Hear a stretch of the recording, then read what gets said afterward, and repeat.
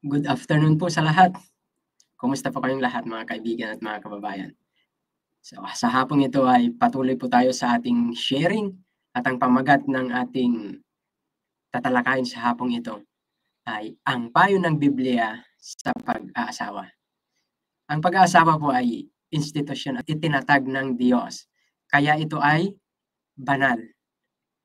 Kaya huwag nating gagawin ito dahil lang sa bugso ng ating damdamin o kaya dahil na-inlove ka lang kaya ka mag-aasawa, kaya ka magpapakasal kasi yan ay selfishness. Yan. So, ginagawa natin ang pag-aasawa dahil ito ay nakatukoy o nakatuon sa prinsipyo ng Diyos. Ginagawa ito ng maayos at tama sang-ayon sa prinsipyo ng Diyos. Ang sabi po ng Bible tungkol sa pag-aasawa sa Deuteronomy 7:3-4, pinayuhan ng mga Israel nung kanilang panahon. Ano po?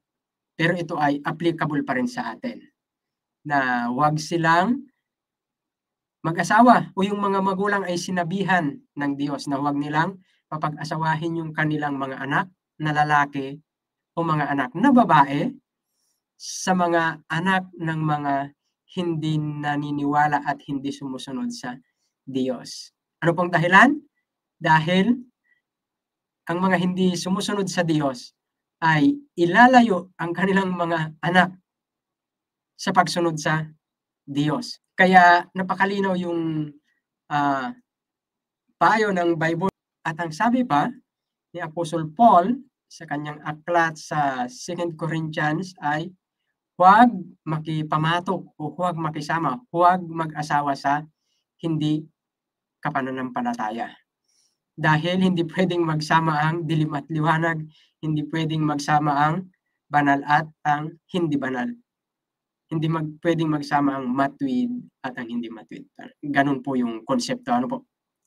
Yan. So napakalinaw ang payo ng Bible tungkol sa pag-aasawa. Kaya pag nag-asawa o kaya pag nagplano ng pag-aasawa, kailangang pag-isipan ng mabuti bago magpakasal. At i-consider yung mga counsel, yung mga payo ng Bible.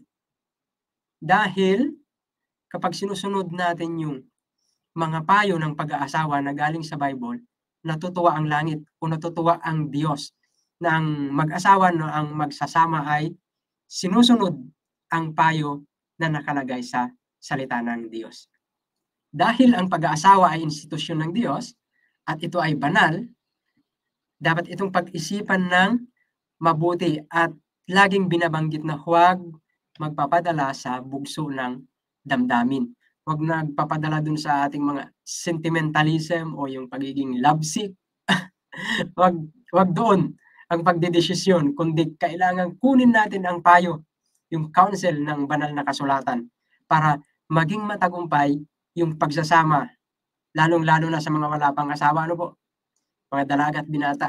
Isik palagi yung counsel ng Bible. Kapag hindi natin sinunod, hindi natin hinanap ang payo ng banal na kasulatan ng salita ng Diyos at ang sinunod lang natin ay ang ating damdamin, ito ay maglilid o patungo sa distraction. Bakit? Kasi fundamentally, hindi tayo ready, ang ating mga kaisipan ay hindi ready, ang ating mga sarili ay hindi ready.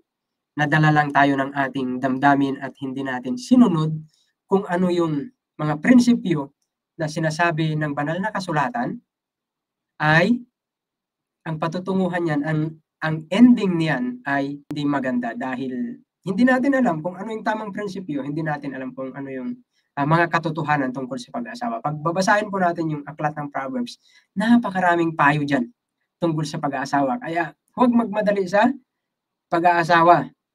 At pag hindi tayo nakikinig, mga binata at dalaga, sa mga counsel ng Bible at sa mga payo ng mga mas nauna o nakakatanda, yan ay nagpapakita ng kahinaan ng ating pag-iisip dahil hindi tayo nag-search ng counsel. Kaya sa pag-aasawa, piliin nating magpasakop sa desisyon ng Diyos. Ang ating mga kaisipan, ay dapat ma-guide ng tama sang-ayon sa prinsipyo, sa katotohanan na itinuturo ng salita ng Diyos o ng Bible para mayroon tayong guidelines sa ating paglakad patungo sa pag-aasawa at makalakad tayo ng tama at makapag-decide tayo ng tama at makabuo tayo ng isang matatag at maayos na pamilya, isang maayos na pagsasama.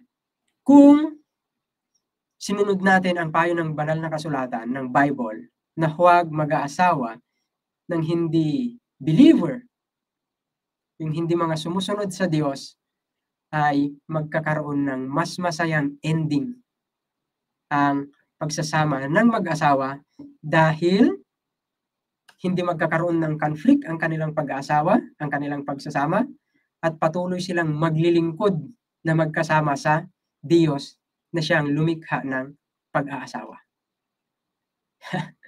Kaya ilagay natin sa ating kaisipan ang mga payo ng Bible na ito ay institusyon ng Diyos, na ito ay ginawa ng Diyos sa ikabubuti at ikaliligayan ng lalaki at babae, magkakaroon ng maayos at matatag na pamilya, maayos at matatag na pagsasama, isang masayang pamilya kasama ang mga anak.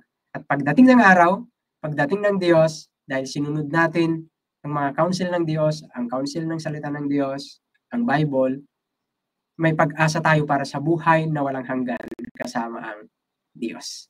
Maraming salamat po. Kita-kita po tayo muli sa sunod.